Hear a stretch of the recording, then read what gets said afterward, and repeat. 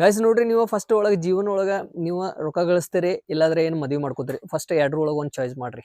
ಎಲ್ಲರಿಗೂ ನಮಸ್ಕಾರ. ಈ ವಿಡಿಯೋ ಒಳಗೆ ನೀವು ಹೊಸವಾಗಿದ್ದೀರಿ ಅಂದ್ರೆ ಸಬ್ಸ್ಕ್ರೈಬ್ ಮಾಡಿ ಮತ್ತೆ ಶೇರ್ ಮಾಡ್ರಿ. ಮುಂದಿನ ಅವ್ರ ಮನುಷ್ಯ ಕಲಿತಾರ.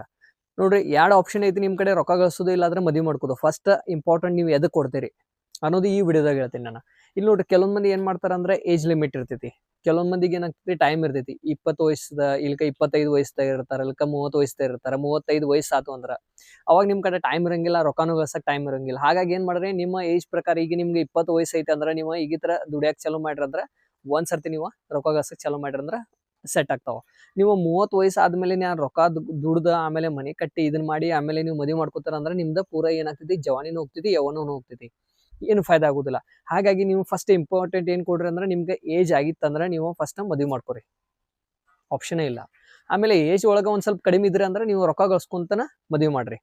ಫಸ್ಟ್ ದುಡಿನೂ ಆಮೇಲೆ ನೀವು ಮದುವೆನೂ ಮಾಡ್ಕೋಬಹುದು.